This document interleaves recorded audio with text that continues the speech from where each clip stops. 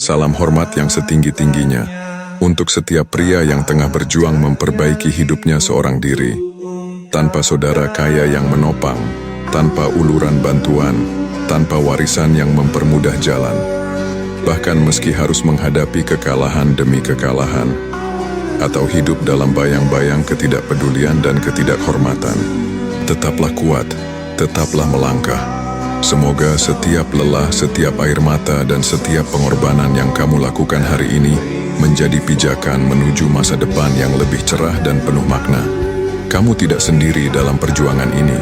Semoga usaha kerasmu dibalas dengan keberhasilan yang layak untukmu.